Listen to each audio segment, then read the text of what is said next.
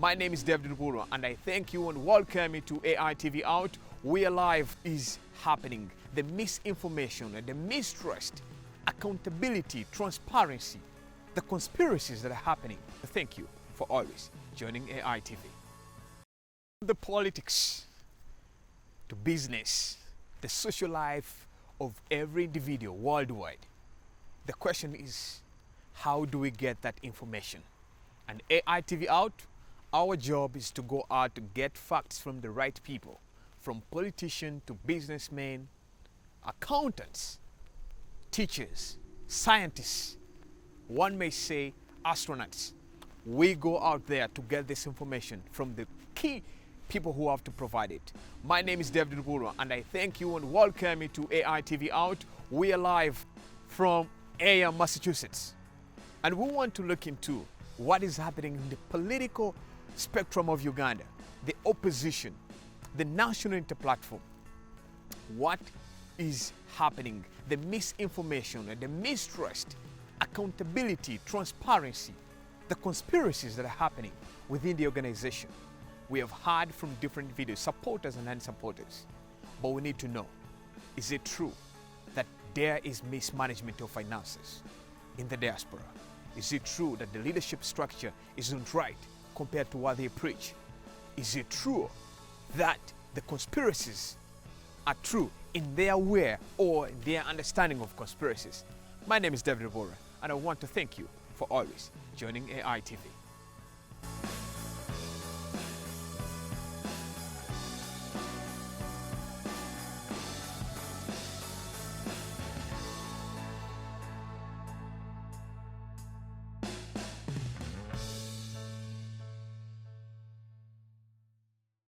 And I want to thank you for joining us on AI TV Out. We go out and speak to different individuals who have key facts on things that are happening or things that matter, both in politics and in the economic world, or what one would say, the business world. My name is David Lubura, and tonight I'm joined by the National Inter-Platform Boston chapter team leader, and also who happens to be the welfare team leader for the National Inter-Platform Diaspora Wing, Dorothy Stewart. I want to thank you, Madame Dorothy. I would start with using Madame. Usually I don't add on those titles, but for the first time I'll do that. I want to thank you for giving me the opportunity to come and speak with you, because there are so many questions that the world has been wondering about and trying to come up with and thinking, where is the National Inter-Platform going? How is it performing? Recently, you were the team leader of the National Inter-Platform Peoplepower retreat that happened here in Boston. And it was a success. I happened to have been there, and based on what I saw some organization that has not been going on in the diaspora. Madam Dorothy, thank you for joining me. How is it going for you or with you? I'm okay. Thank you for having me, dear viewers. My name is Dorothy Stewart. I'm the National Unity Platform Boston chapter team leader, and I'm the National Unity Platform Diaspora Welfare team leader. Thank you for having me, David. I'm so happy to have a conversation with you. It's always great, and I want to thank you so much. But let's get started with you mentioned that you are the welfare team leader for the entire diaspora wing of the National Inter-Platform. What exactly does it do, and how far have you gone with the activities that you do in your department? Oh, thank you so much, David. We all remember Uganda went to the polls on January 14th in 2020, and the aftermath, whatever happened thereafter or immediately before, depending to the National Inter-Platform supporters, the candidate and everybody, it was common knowledge. The suffering, the human rights abuses, right, the drones, the kidnaps and all that. After that, we realized, we as the National Inter-Platform, the diaspora, we realized the suffering of our people, of our comrades. And our president was handcuffed because you remember he was put under house arrest for a long time. He couldn't, his hands were tied. He couldn't do anything to help his people. So we decided to get together as Ugandans in the diaspora who support change back home to lend a hand to our people who are suffering in Uganda. So we started the welfare team, of which I'm the team leader. We, amongst ourselves, we donated, we collected money from videos, as we did, of course, with the campaigns. Then we started taking care of our own who had been injured, the victims of the Museveni violence. Right. You know, and up to now, still kidnaps, drones, you know, police patrols, knocking people intentionally, killing some of them, and many of them were hospitalized, and many of them were maimed. They are now disabled, not because they were born like that, but because of the violence unleashed by the Museveni terror. Yeah, the reason why I asked you that question is because what you have seen in the recent past, in the arguments going on, the conspiracies as one may say, is that the National Unity Platform is not working hard to make sure that, one, the members who are arrested are released, and those who lost their lives, their families are being taken care of. What in your department are you doing to solve this problem? We have tried the best we could to come to the rescue of all comrades who are in need.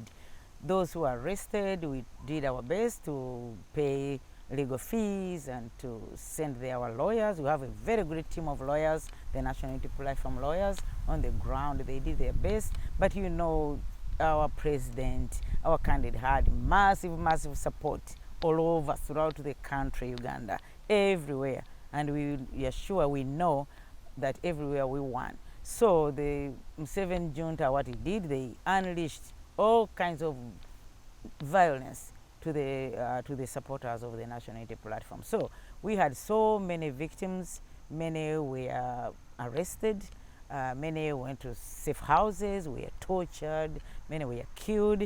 We did the best we could, and we are still doing it. All right. Thank you so much, Madam Dorothy. But now let's focus on the issue of the recently concluded National Unity People Power Retreat. The arguments that came out, and people saying we wanted more of the people power versus the National Unity Platform to showcase there. What would be your response if I start with that? Thank you so much. That's a great question. People power, you remember when we started it, people power is a movement which our candidate, our president, Honorable Senator Kyagulanyi, came up with a few comrades, came up with the idea of uniting all Ugandans seeking for change. So we called it the people power movement because we know the power belongs to the people. So as we went towards the campaigns, so there was this narrative that, oh, you remember one of the candidates said, oh, this is a movement without a center, right, or direction. So we had to find a direction through which we could compete for the office, highest office in the land. So that's how NUP came up. National Unity Platform is the political wing of the people power movement. Otherwise, they all go hand in hand. People power encompasses every change-seeking Ugandan, be it NRM, FDC, DP, CP, everybody. But the National Unity Platform is the political wing of the people power movement. All right. Thank you so much for that. But you know why I'm centering on that National Unity Platform retreat that happened in Boston? You being the Boston chapter leader, you were the Boston that day, and during the question and answer session, there were a number of issues that were raised by the people in the diaspora. They are wondering what's happening within their party. Thinking about the accountability of where their money goes, who spends it and how is it spent. Thinking about the transparency of how information flows within the organization. There was also a question, which the reason I'm asking all this question is to find out whether there is any progress on how you're trying to solve these problems. One, let's look at the question of accountability. Okay. Money being misused, at least according to our sources as a media network, money being misused within the National Unity Platform, Diaspora wing. Forget about what's happening in Uganda. We know that. Okay. At least some sources tell us that. But what is going on within, why is National Unity Platform not accountable for where all the resources go?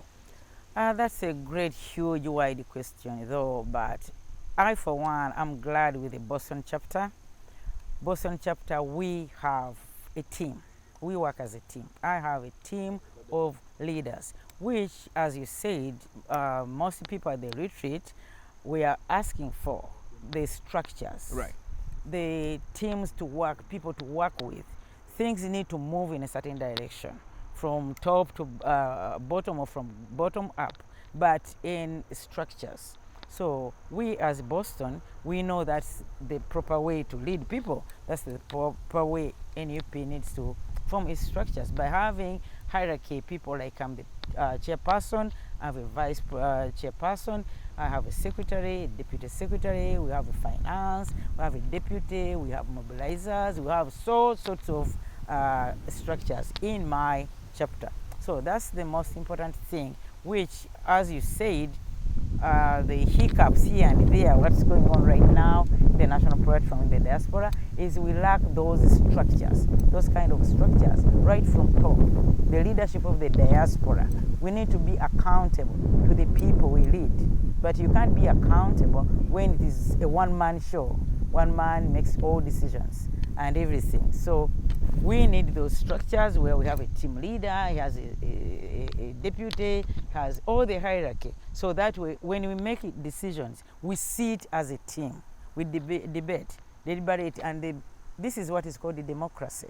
And the best number, or the more people, the people decision takes precedent. Right. So that's what we talk about, and that's what people demanded at the retreat. Most people were talking about making structures, being more accountable. When you have structures, when you have balances, checks and balances, you have more accountability to the people you lead. So right now, I think that's what is lacking as far as the diaspora leadership is concerned. You know, and it was formed amidst right in the middle of campaigns, which were so gruesome, which were hectic, because we didn't have any say. You know, the junta always blocking our rallies, our meetings, and everything. So we couldn't really deliberate and put everything in place in 3 years. Even the NRM, which has been in power for the past almost 40 years, they still lack transparency and everything. But National Unity Platform, I'm proud. But that doesn't that leave you in a very disturbing state when you say you're a young organization, and then could that be the reason why you're not your organization is not accountable for where the resources go? Our organization, can that be an excuse as to why resources are mishandled? There is no excuse as far as accountability is concerned. As far as people's money is concerned, people work so hard, and I thank Ugandans all over the world. They really, really put up a massive donation scheme, and they supported this movement, they supported the campaigns, they supported our candidate until we won. We won the presidency. And I thank so much everybody who contributed, and they still contribute and donate. But as leaders, we need that kind of, to put in place those kind of structures to be more accountable. And like, if we know David is the finance of this chapter, or if the diaspora, there's no way why Salome or Jane or Dorothy would be handling money, people's money. If people give me money, I have to deliver to the finance, and finance has to sit with this team and, you know, be accountable to the rest of the people. So that's why for now we are kind of lacking, and in different chapters and at the diaspora level at large. But the diaspora is a huge, you know, diaspora means all Ugandans who live outside of their home country, be it in Rwanda, Kenya, and different chapters have different strategies and the capacity. Some chapters like Boston, which I lead, I'm so proud of it, we have numbers. We have people, but some chapters have few members. They are trying to reach out to members to make structures. So all those hiccups here and there make us, you know, not achieve what we want right in the time frame which we think we should have. But we are trying and we are getting there. All right, just like I said, we go out there and speak to the right people who have the right information. A lot of questions that we've been asking. Today is a Saturday. And you may be wondering, why are we coming up with these questions, or why are we coming up with this kind of discussions? just after the National Unity Platform retreat. There is no any other better time to do it. But now, coming back to you, Dorothy, Yes. you talked about the structures. And that was one of the questions that was asked by one of the members of the National Unity Platform during the recently concluded convention that you had, or conference, about the structures, who appoints who. Where is the problem? Is it the central executive back in Kampala that is stopping the diaspora community from you people in the diaspora who have contributed millions and millions of Ugandan shillings, so hundreds and hundreds of dollars into this struggle, from selecting or appointing or even voting for your leaders? Is it a problem from the Central Executive Committee, or it's a problem of you people in the diaspora? I wouldn't say it's a problem of the Central Committee appointing authority. As I just mentioned, we are a young organization. Everything had to be put place in just a minimum amount of time we had, so that we could hit the road and go out to the people. Of course, where we are so restricted to reach out to the people, to spread our message of change and of unity as a people power. But all these structures and all these, everything was put in place. We have a constitution as NUP. We have a constitution. But this constitution, as you know, it takes time to educate our people, starting with the leaders until down to the people. So it takes time to educate people, even us leaders, to know what the constitution is all about, how to defend it, how to work according to the constitution and the laws of the National Unity Platform. But we are trying through channels like you people, we try to reach out to teach our people, and including ourselves and leaders. Some leaders were appointed by our president, and we wouldn't blame the Kampala office per se, because, we are the diaspora. They live in Kampala, they don't live in a diaspora, so they don't have all the information about us leaders. But if somebody was recommended and they think somebody is very active, according to the limited time we had, that person was appointed. But as for now, people and us, we are demanding for structures, people to elect their own people, because the people you live with, know who actually supports NUP. And the dictators, the way they work. Museveni is very good at this, appointing his own people, installing them amongst those, and then they become as supporters. Eventually, they have their hidden agenda. Right. We don't know, but you all know that happens.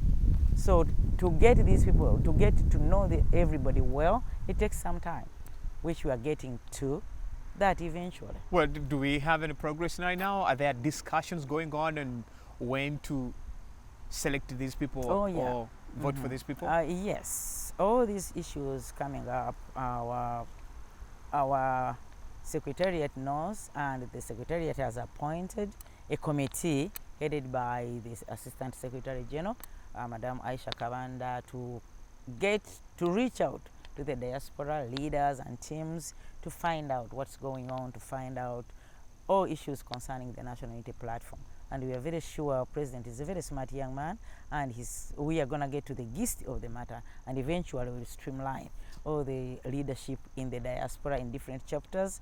Where we feel the chapter is not large enough, maybe they could recommend that 2 or 3 states get together and make one strong chapter, because the more unity we have, the stronger. But you can't be 2, 3, or 4 to make a chapter. That way you can't be as strong as, like, for example, my chapter Boston. We are strong because we have the numbers, and that's what I'm very sure that's what this committee is going to try also, to streamline the leadership, who leads what. They are going to listen to everybody's conversation, and then they make out a judgment. They make up a judgment. Dame Dorothy, I want to thank you so much on handling those key issues. But let's look at what's been happening in the recent past in Uganda. Different groups now are coming up to fight President Museveni. We saw Dr. Kizza Besigye meeting up with some of your former members, people like Michael Mabike, people like Lubega Mukaku, and other key members in the political spectrum of the country. According to you, you want to inside that race, I know that for a fact. What is stopping National Unity Platform, to be exact, from joining these groups that aim for the same goal to remove President Yoweri Kaguta Museveni? I would say these things has happened before. For the past 25 years, Dr. Kizza Besigye has been coming up with almost the same, in different corners, but almost the same issues, same way to tackle issues in Uganda, but which we think haven't really worked well. Right. And if at this point he still comes up with the same idea he started with 20 years ago, as NUP, we don't feel that we should be party to that. For us, we're a movement of the people. It's a people power movement. Every able-bodied, every Ugandan seeking change in the way the politics of the country, the direction of the politics of the country. I think we need to come up with a more stronger or a different way of targeting how to tackle the issues of Museveni staying in people power for 40 years. He came in killing people, he has lived killing Ugandans, and he will go killing Ugandans. We have to find a way of putting a stop to this. But if we are coming up with the same way every time, just changing names of different people's, you had the people's movement, people's government. Now it's something else. People's Front. We don't see anything new. And what's interesting about it is that now it's more of red, just like people power. So there is nothing that is dividing you people. You were supposed to come up with one. You're all using red. And he as has a flag to take down President Dr. Museveni. Besigye has come to National Unity Platform before. You remember when he said, "Oh, United Forces of Change"? He came to Bobby Wine himself and said, "Oh, now we can unite and do this." Then before we know, he's running away, and then he's going to a different way. You know, these people, these old politicians bringing those old politician tactics. Ugandans are sick and tired of such tactics. They can't take us anywhere in this 21st century. Politics. I don't think Besigye is the right person to bring anything new to lead to the liberation of our country. It has to be the young blood. Assuming you were a Boston people power diaspora leader, and assuming Dr. Besigye reaches out to you people in the diaspora, regardless of the support you put in to bring down President Museveni's government, you in the diaspora. Yes. And Dr. Besigye and his team reach out to you to seek for your assistance, be it financially, be it physically, your physical assistance there, or even saying, we just need your ideas and knowledge to come and join our movement as the front. Will you lead that process to ask the diaspora people in the Boston community to support Dr. Besigye's cause? I wouldn't say would, because for us we are the people power and under the umbrella of the National Unity Platform. And we work with the Secretariat headed by His Excellency Robert Kyagulanyi Ssentamu. We have a constitution and we have laws which we follow in the way we perform our duties. So there's no way we are going to be contacted or ordered around to divert. Then you go to Dr. Besigye. For us, we have our president who we know is the legitimate elected president of the country, and that's who we follow. All right. You claim to be a party of all. And this is in line with what the argument we're talking about is. The National Unity Platform. And people reach out to your chapters, people reach out to your organization as NUP to work with you. An organization that brings together every single person. And what we see, you're saying, no, we cannot work with you because of A, B, C, and D. Don't you believe in your organization? I know this is some question I would ask Honorable Robert Kyagulanyi if I meet him again. Don't you think that you are against the actual principle of uniting Ugandans by refusing to join this organization? You are the diaspora leader. And yes. Your role is to unite all diaspora people. Exactly. The people who support Dr. Besigye. Why don't you accept and work with these people? And we have reached out to everybody, every Ugandan, be it the National Resistance Movement, NRM, be it Dr. Besigye, FDC, Mugisha Muntu Ant, DP. I, for one, I was a DP, strong DP, very long time ago. But we have seen the way they conduct these things. Most of these little parties, they center their reasoning around political parties. The National Unity Platform, the People Power movement is a movement which we have to look beyond political parties, but beyond FDC. That's getting different from beyond, what we expect. What the world expects, what we are seeing in your organization is they're now fighting against that. They're fighting against uniting people.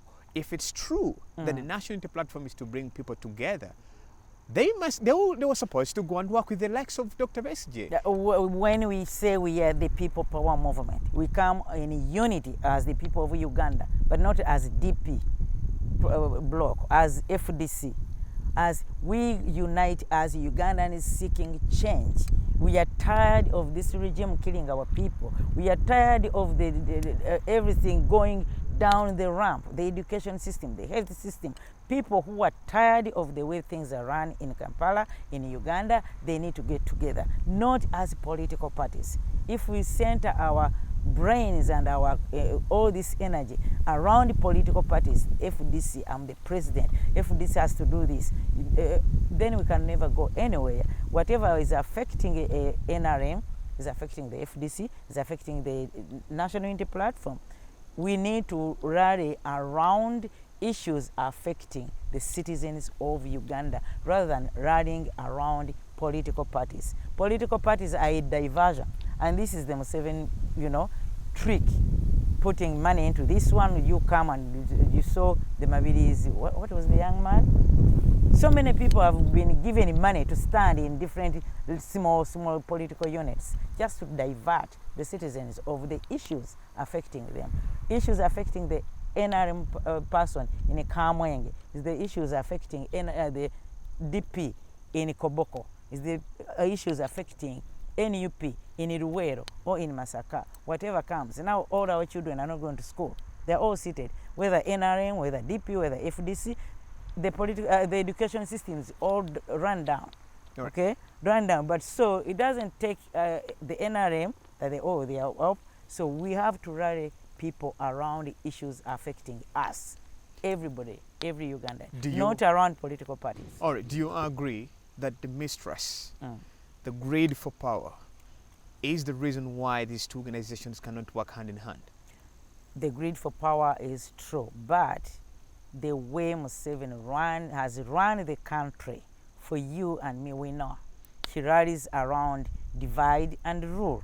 So divide and rule, bringing those small political parties not to agree, to come together as Ugandans, but because he gives them some little peanuts to run around their political parties, that's how he has kept us for 40 years. So greed for power between Dr. SJ and Honorable Robert Kyagulanyi, both of these two gentlemen saying you cannot be my boss. Could it be, are you confirming that could be the reason why they cannot meet up? We need to look at making Ugandans suffer?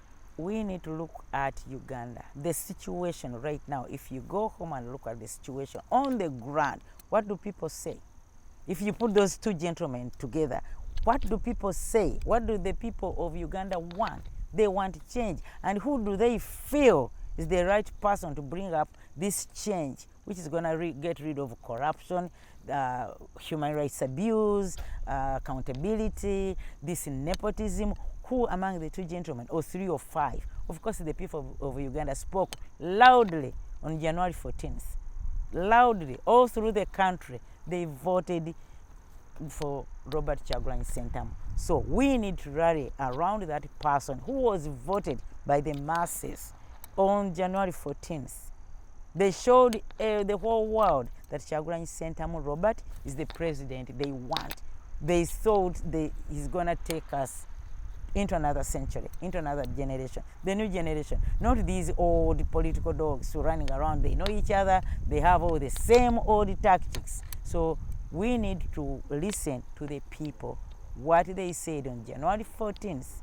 They have been killed, they have been kidnapped, they have been grossly abused, but they still maintain they know what they want, and what they want is change. That change they feel is going to be brought about by the NUP and the People Power movement under Honorable Robert Kyagulanyi Ssentamu. So we can't run away from the facts. Those are the facts. All right. Thank you, Madam Dorothy, and to you, our viewer. When we ask these questions, you're watching us live right now, because we ask these questions because we want to see your view, your comments and what you think about these kind of debates.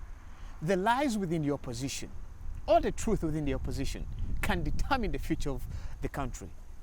The question is the country going to continue into the same drama that has been going on for the last 20 plus years? Madam Dorothy, coming back to you. For the first time in the history of Uganda, we had an election. One candidate is claimed to have won, and that's Honorable Robert Kyagulanyi. It's But true. he was not declared. And for the first time in history, at least for the last 20 years, we did not see any demonstration. Previously, Dr. Besigye, every after campaign, we had walk to work. This time, the emotions of Ugandans that were so high to go on streets and demand for their elections, for their votes, was put down by your leader, Robert Kyagulanyi Ssentamu. By the dictator, you should say, by the dictator. First of all, right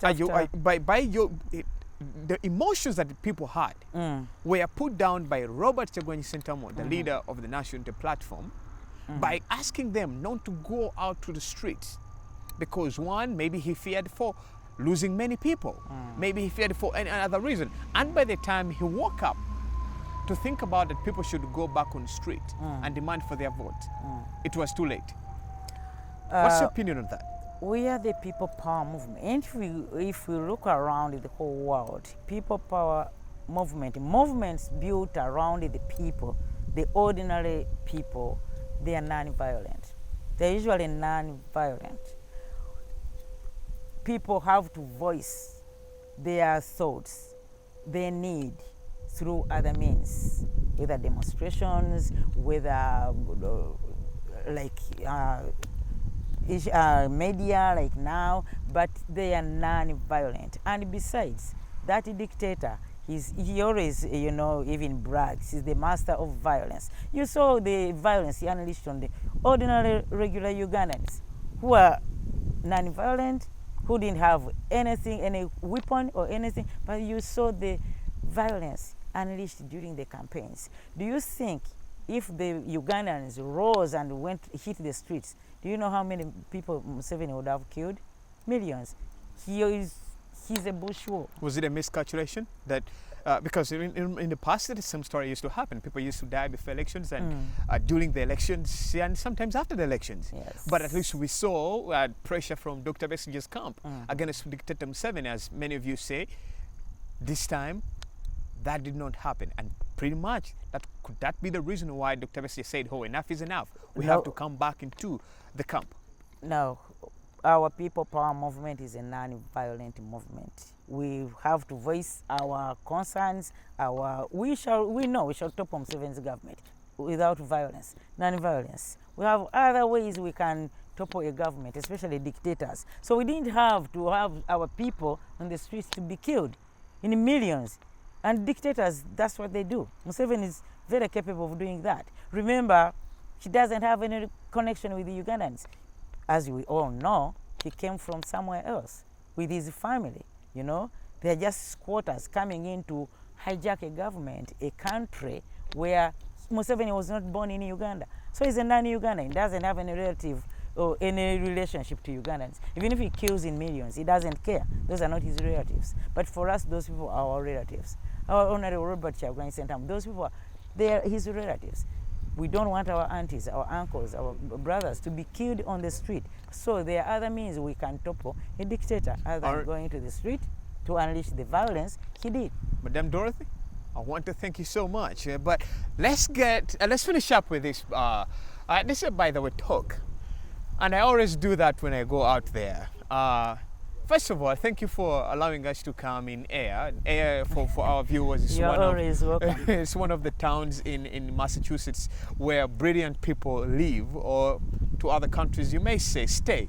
I want to thank you for giving us the time to come and enjoy this nice environment here. I see is that a river, the water out there, and it's really pretty good, and for your time. But let's look at lastly, I want to find out what's going on within the National Unity Platform Boston chapter. What's coming up next? Now you're done with the retreat. What's coming? What are you guys planning on doing?